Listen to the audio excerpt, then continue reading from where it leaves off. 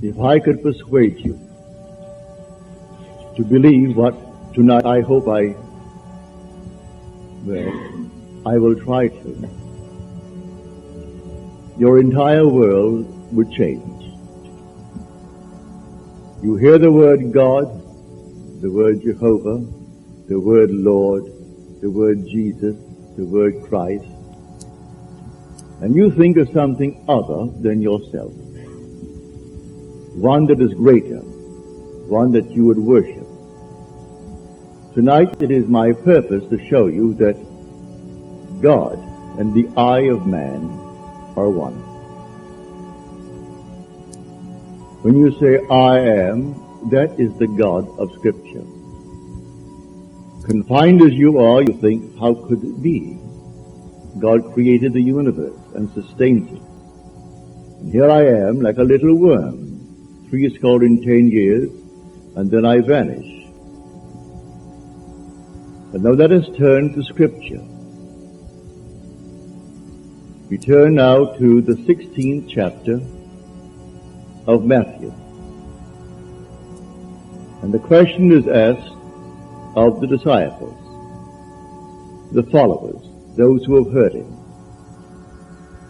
And he said to them, who do men say that the Son of Man is?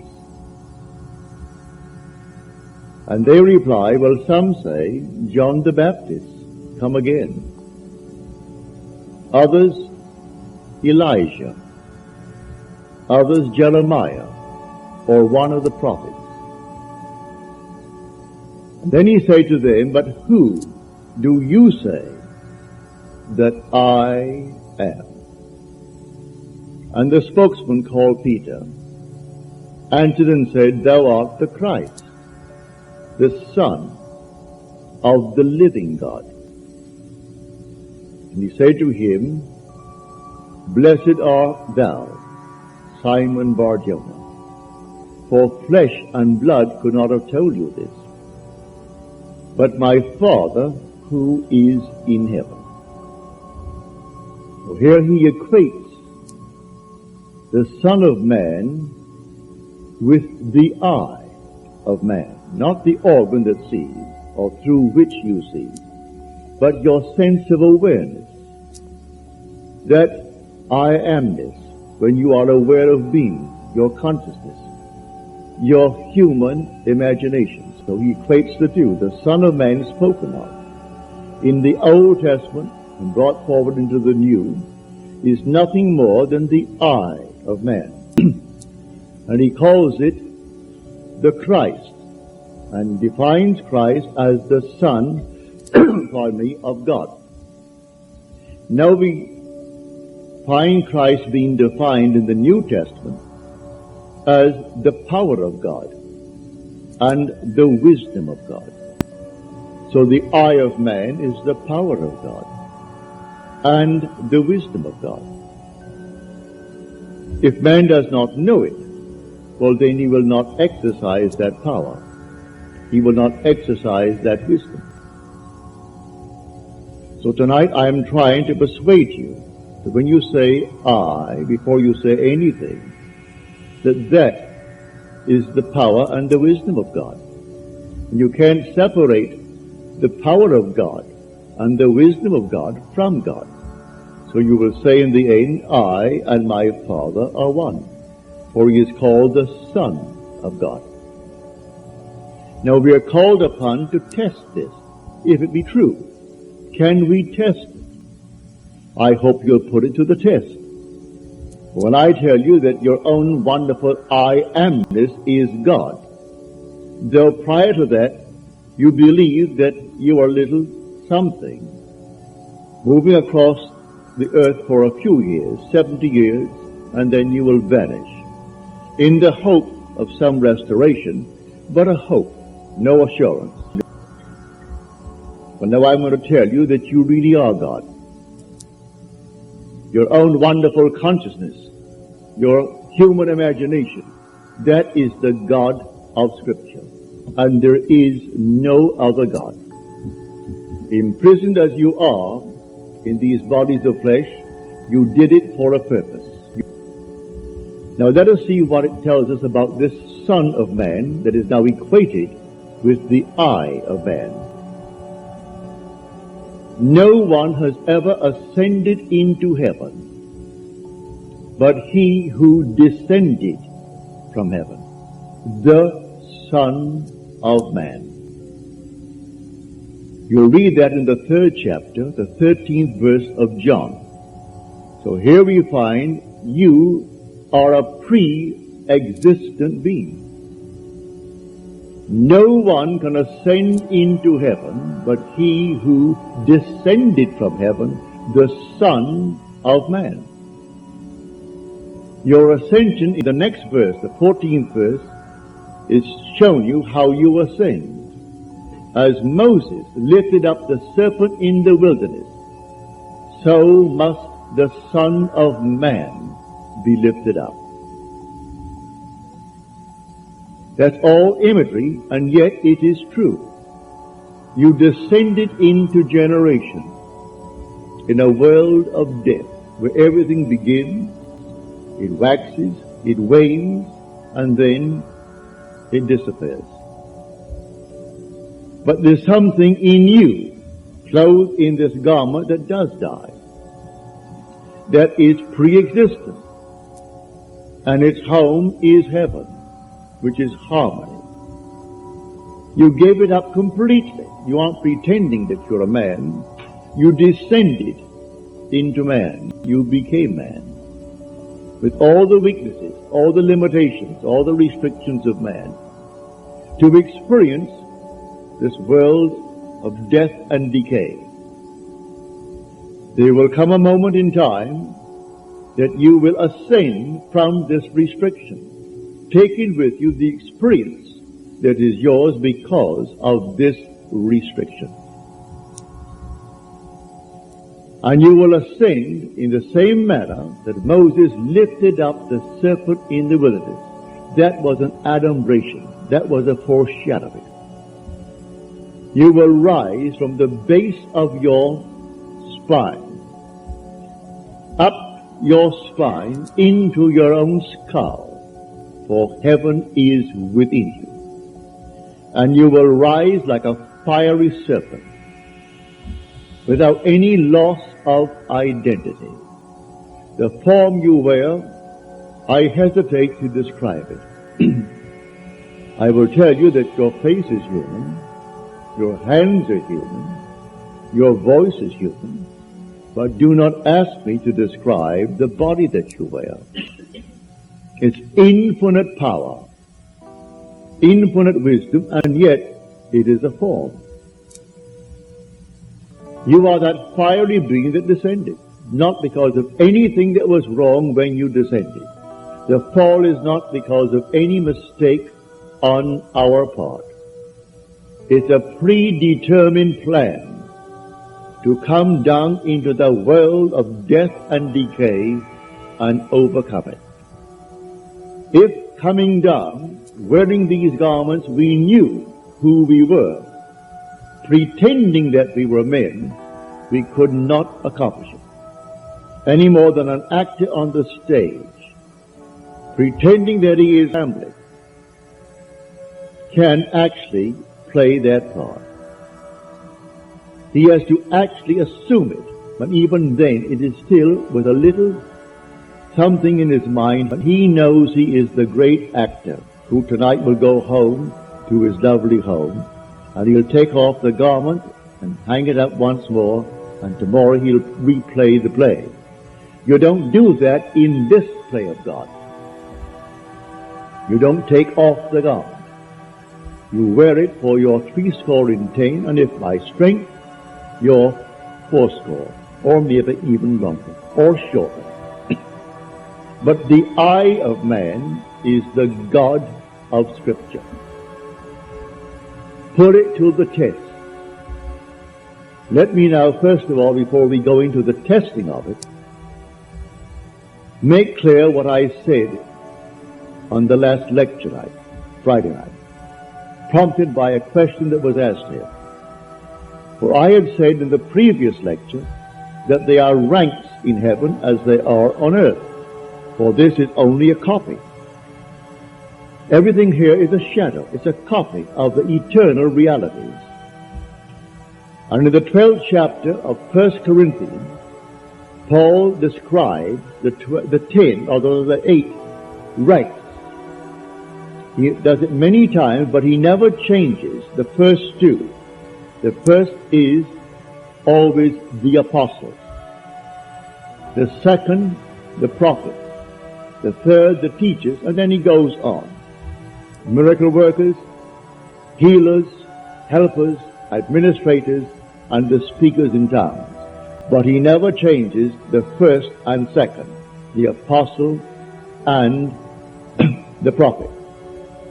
You might think, because I told you I am sent, and the word sent means an apostle, that I am appropriating unto myself a certain first rank.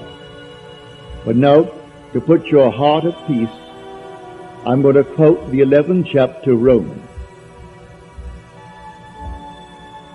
As of old, for there were always a remnant of old, and the remnant simply means the elect of God.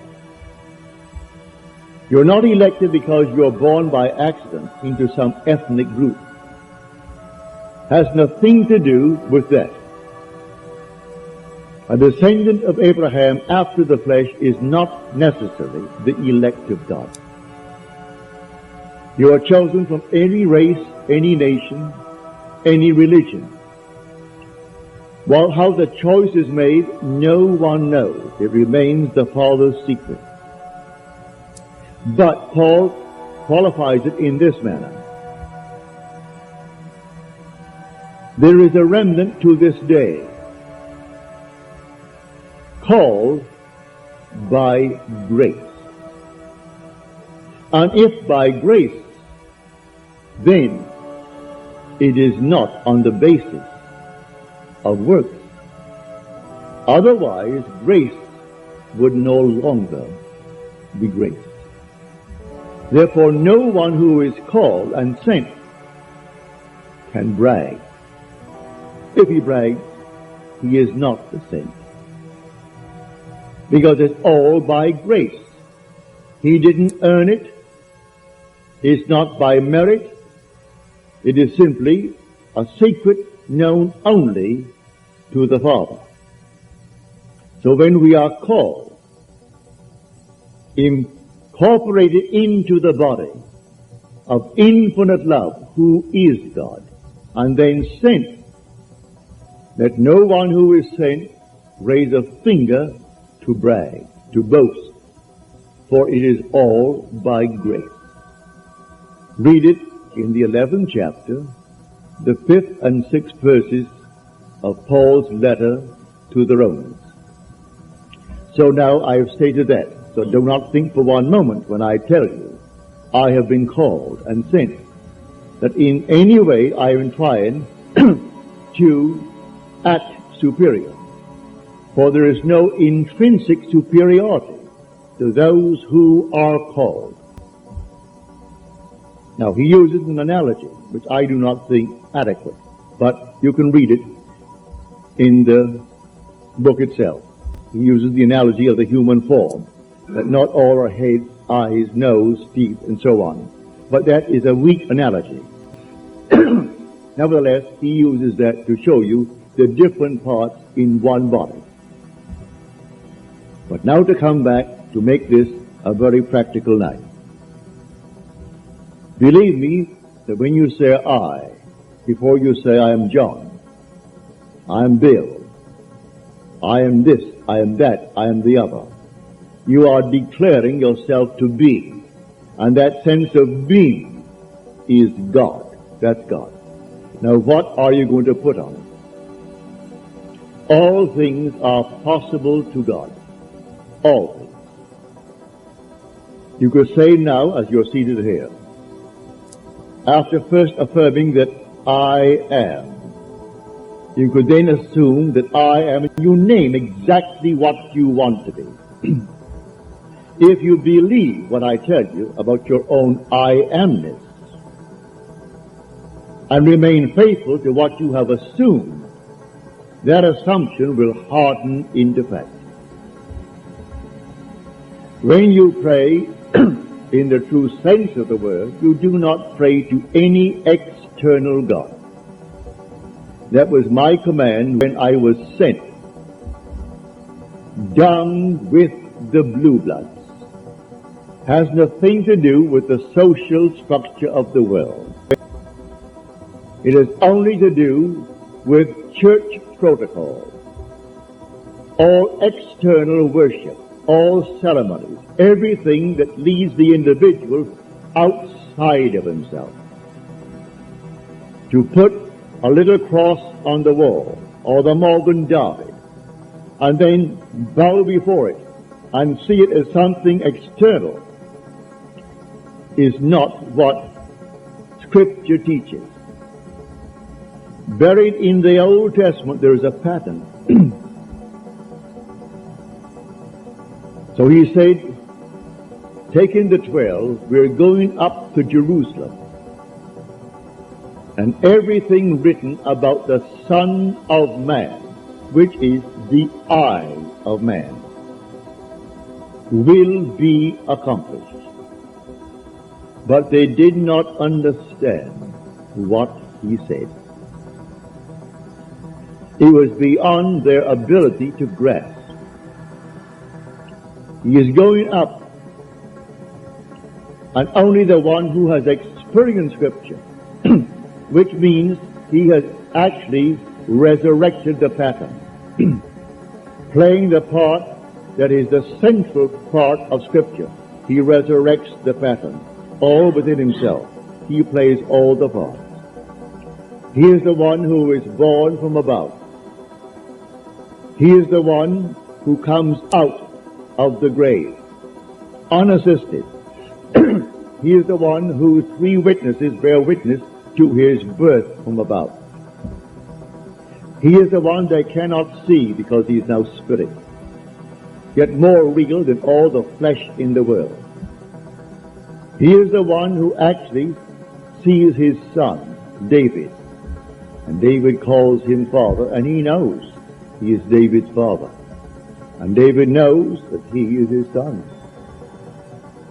He is the one whose temple, the body, is split in 2 from top to bottom. It is he now who ascends like a fiery serpent from the base of the spine up into the skull. He is the one on whom the dove descends and lights upon his hand like Noah in the ark. And as Noah brought the dove into him, you bring the dove to you, for man is the ark of God. And as the ark contains all things within itself, pardon me, man contains within itself all things. Everything he creates from within himself. And this pattern, the individual awakens within himself. And who does it? The eye of man. And that is God. Now tonight you can test it, as you are called upon to test it. Test yourselves and see. Do you not realize that Jesus Christ is in you? Unless, of course, you fail to meet the test. Examine yourselves to see whether you are holding to the faith. What faith? To have someone tell me that I am a Christian, or I'm a Jew, or a Mohammedan, and holding to that faith that they talk about? But no. The faith that I'm talking about tonight, that your own wonderful I amness is God. Test it to see if you're holding to that faith. If you're holding to that faith, and all things are possible to God, you should be able to prove it in the testing. She's not here tonight. She promised she would write me a letter, having told me the story on Friday. But I know she finds it difficult to express herself in writing. She can paint and paint and paint and do all kinds of lovely things in painting, drawing. And when I say to her, please write it that I may tell it to my audience before I close, but I have no future plans after I close on the 29th. So I would like to share your experience with them, to encourage everyone in this world to do what you did. Well, the letter didn't come. I can see her struggling over one page and rubbing out a line because she didn't spell the word correctly and going over the next one. But she can take a piece of canvas and a piece of paper and do miracles with it. But because she is restricted in writing a letter, she didn't send the letter. But the essence is this. She is now a divorced girl with a little boy. Handsome little fellow. Well, when you're living alone and you need money and you have a child to support and you have a home, all the things, and the money isn't coming in, then you're up against it. So she said, I blew my top, as you're told in the Psalms to do. Pardon me. She said, then I applied this principle, and I assumed that I had exactly what I need plus and plus. Then I got a call from First National City Bank of New York City. Now that is the second largest bank in our country. Bank of America comes first, they are second, and Chase Manhattan is third. Given me an order. She has no agent. This is an unsolicited statement. An order for $5,000, which she can execute and deliver within a month. Well, the First National City Bank of New York is not going to be hard-pressed to pay her immediately $5,000. If she called them and told them to pay it in advance, they would willingly pay it in advance. And she said, I can execute that order in 1 month. But I want the details. I had hoped she would send me, as she promised last Friday, but knowing her restriction concerning the use of words. She can use the brush and use the pen and use the pencil, but she's limited in the use of words. Eventually, she will send it, but I had hoped to have it by tonight. So I could give you exactly what she did. But this is what I do. Having convinced myself through experience, I have come to the conclusion that because I am aware that I am, that is God.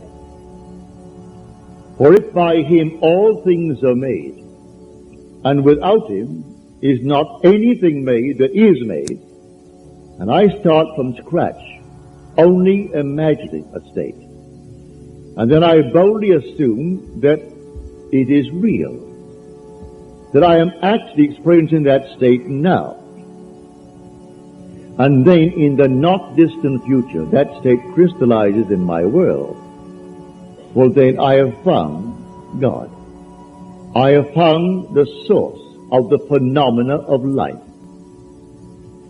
My only concern then is to share it with others and tell them, for they're all one. We are one. No one is greater than the other, not fundamentally. In his claims of what he is in the world of Caesar, he has more money, or he has so-and-so and so-and-so, but basically the same creative power in the man tonight behind bars serving life is the same creative power of the one who sentenced him to life. Is the same being. There is only one God. Hear, O Israel, the Lord, our God, the Lord is one. And the word translated, the Lord, is Yod He Vav He. Properly translated is I am. When you go unto the people of Israel, and they ask you, what is his name? And you claim that the God of Abraham and the God of Jacob and the God of Isaac sent you. You say unto them, I am has sent me. That's my name forever. And by this name I shall be known throughout all generations. But man finds it difficult keeping the tense, and so he speaks of thou art, or he is, and he never actually comes down to the fundamentals and knows that I am. I am the cause of the phenomena of my life, good, bad, or indifferent. I have to live with it and change my assumptions if I would change the world in which I live. But now, can I help a seeming other? I say you are myself pushed out. Can I help another? Yes, because there's only one. If your request of me comes within the framework of the golden rule, something that I would like done to me, then I can willingly help you. If you ask of me that which does not come within the frame of the golden rule, do not ask it of me. I grant you complete freedom to go elsewhere and go to anyone who will tell you they can do it in spite of what he said. Go ahead. But if anyone asks of me any request, all that I do is this. It's so simple. We are told in Scripture, whatever we ask of him, knowing that he hears it, it shall be done for us. If we know he hears it. Well, can you imagine you seated here on the surface of your being, a rational being, knowing something that the depth of your own being that encompasses you doesn't know? So you know, and you think, well, he doesn't know. Well, read that in the story of Ezekiel. You'll read it in the 38th chapter. And these are the elders of Israel that went into the dark room. And they are carving on the walls all gruesome things. And they said within themselves, the Lord does not see us. And the Lord is speaking to his prophet Ezekiel. And he said, the elders of Israel say that I do not see them. And watch what they're doing, making all these abominable things within the great cavern. They will all reap them, because I see everything that the elders of Israel see. But they think because it's dark and it's a cavern, no one knows what he is doing. That God doesn't know it. I have said time and again, there is no fiction in this world. You might have heard the story, and you read the story, concerning the seajacking of the Queen Elizabeth. You might have read the article in Time that some girl at Hunter College wrote that story in detail. And she was so shy when it came the point to be read, she could not read it. She's a shy, sweet lady with a gift of writing. She wrote that in detail, including those who seemingly participated, a terminal case in cancer, and one who is running away from the law, who has not a thing to gain, and therefore is quite willing to blow the Queen Elizabeth with 2,200 souls aboard. And everything is completely in detail in her fictional story. If imagining creates reality, there is no fiction.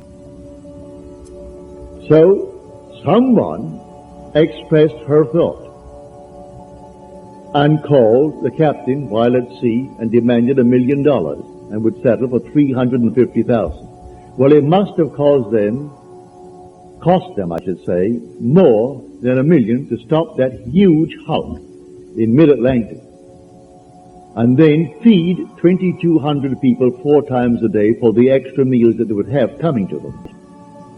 Plus all the things that you put it all together, it would cost more than $1 million.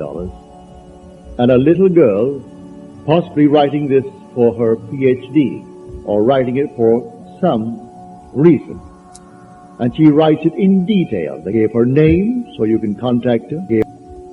They gave the school is Hunter College in New York City, and everything in detail, pardon me, is told in that story. So I tell you, you sit down and write fiction. Need not put it down. My friend wrote fiction. She had a large sum of money coming in, and she went to town within herself, and she wrote in herself, and blew her top, as it were.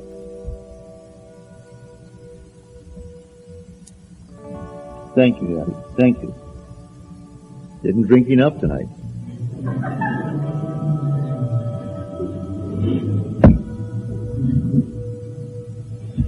So she, in the depth of her own being, conjured the sum of money that she needed. Beyond, always go beyond. So we are told in the psalm, be angry, but sin not. Commune with your own heart upon your bed, and be silent. Yes, blow your top, but do not let the sun go down upon your anger. Be silent as you commune with self. You don't commune with another, for the self of man is God. So be angry, but sin not. Commune with your own heart upon your bed. Not communing with another, and then you actually know exactly what you want. And in that state, fall asleep. And in a way that no one knows, and you, in your surface mind, you do not know, it will all come to pass. Everything in the world is created this way, but man does not know it. Who knows tonight who is treading the winepress? That is going to cause a change of mind in tomorrow's world. But when they do it, they are intent in the doing it. If you are lukewarm, you're told in Scripture, I'll spew you out. Would that you're either hot or cold. But because that you are lukewarm, I will spew you out. You can't do anything if you're lukewarm. You must be intense about it. You want to be rich? All right, can be rich. You want to be known? You can be known. No matter what you want, but you must be intense about it. And then commune with your own heart upon your bed, and then let it drop.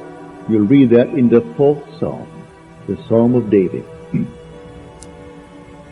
So I say to everyone here, believe me, your own wonderful I amness, your consciousness, your wonderful human imagination, that is God. And all that you behold, though it appears without, it is within, in your imagination, of which this world of mortality is but a shadow. So you can change the shadow if you change the object, for you are the light. He said, I am the light of the world. Change the object that you're holding within yourself and identifying yourself with it. Change that object, you're lighting up, and you'll cast a new shadow upon the world. So you say, I am, and you name it. And then you say, I am unemployed. No, I am gainfully employed, making more than I've ever made before. Don't ask yourself how, why, and through whom. That is not your conscious reasoning mind's concern. If you take the intellectual background, the educational background of those who are making top money in the theatrical world, I doubt that they could pass any college examination. I don't think they could pass any entrance examination to college. Yet they're making $1 million, $2 million a year. Do you think Bob Hope could pass today's examination for entrance into college? Well, all of his material is written for him anyway. Can't even write that. But he has millions, all right, because that's how he's dreamt. May I tell you? I know the background of the man. A friend of mine who is now gone from this world played in vaudeville with him.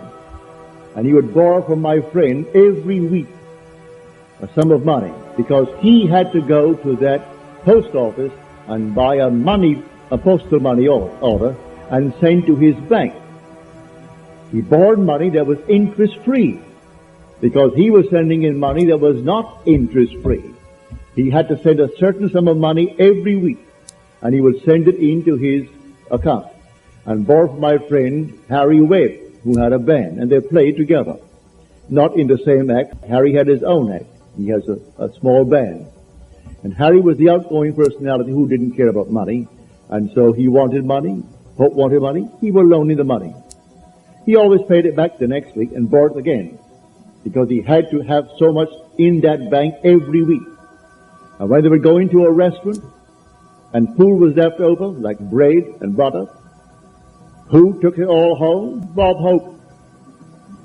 Bob took all the buns, all the rolls, everything that was there uneaten. He paid for it, and you paid for it. You don't want it, Harry, do you? No. All right, so he took it home. So he has 400 million, so they claim. That was his goal in life. If that's your goal, have it. I speak of another goal. The goal of awakening to who we are. When man awakens from this dream, the whole vast world and all that it contains is as nothing to the being that you are. You came down from heaven, where the whole is yours. As you're told in the 50th Psalm, if I were hungry, I wouldn't tell you, for the world is mine, and all within it. The cattle on 1,000 hills are mine. So why should I tell anyone of my need when it's all mine anyway? I would slay and eat. When you awaken, you don't ask anyone if you awaken from this dream of life. But while you're in it, all right, we're one.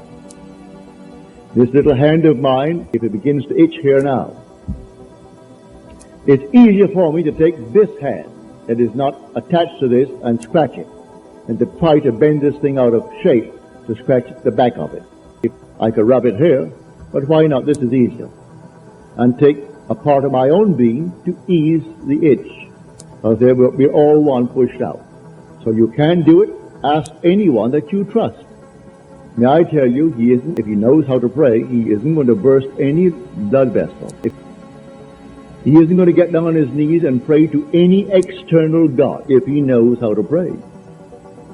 He isn't going to beg of anyone in this world. What he will do, he will simply represent you to himself as one telling him that you have what you asked of him. And when he is satisfied that you told him that you have it, don't ask the second time for the same thing, because he is not going to listen to you. He heard it, he is still hearing it, and he will continue to hear it until that which he has heard is perfectly externalized. So don't think you need several treatments. That's a lot of nonsense. Treatments for what? It either is or it isn't. So when they start getting you on the hook and say, no, I think you'll need more treatments. You'll need more treatments. She or he or the crowd, they do not know what they are doing. When you pray, go within and close the door of the senses. Deny all that seems so obvious.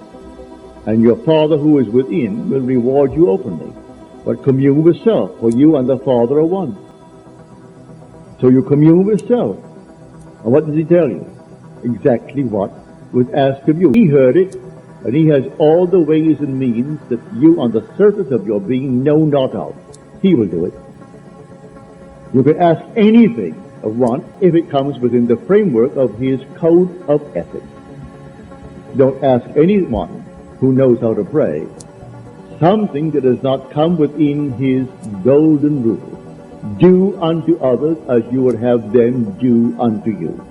Just as simple as that. And most of the requests would come within that rule. And so you simply hear it. And then you drop it completely. And in the depths of your own being, you're still hearing it. And the Father knows all means, all ways. And so he singles out the best way to externalize it. Here in New York City, many years ago, this lady, a lady of considerable means, she left her home in New York City and went off to Paris with her 2 children, leaving her home and her maid. Before she returned, the maid took all of her furniture and took it away. When she returned, the apartment was there. Rent was paid every month. But there was no furniture, not a thing in it. She employed a private agency, told the police department, told all the authorities in New York City, and plus her private agency. At the end of a few months, they did not turn up one thing concerning that stolen property.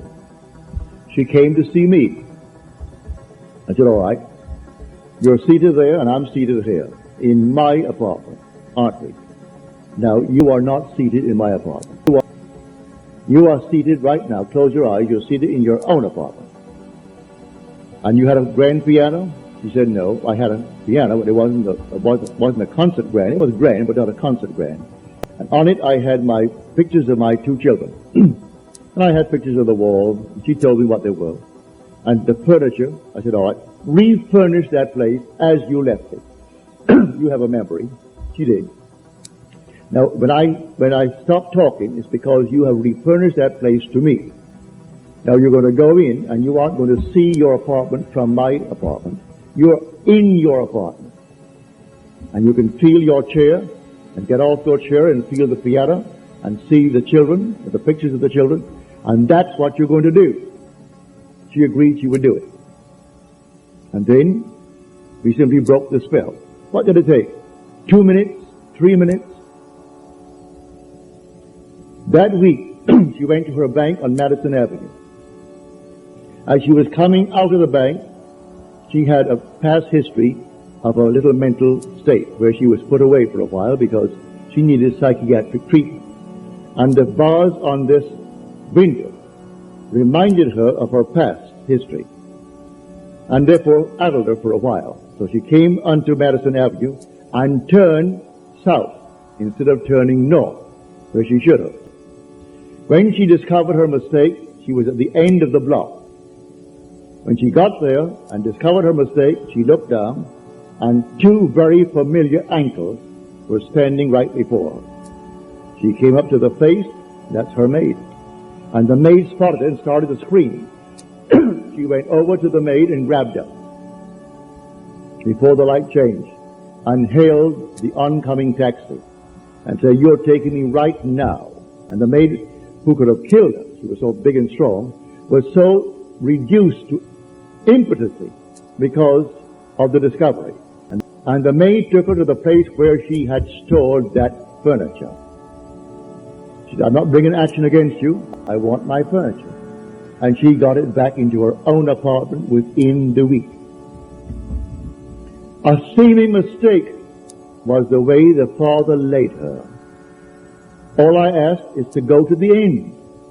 If I go to the end and give thanks to the end, and for the end, it's done. Now let the one in the depths of my own being devise the best means to take me to that end. The end is where I start. The end is my beginning. And that is a story that I know from personal experience.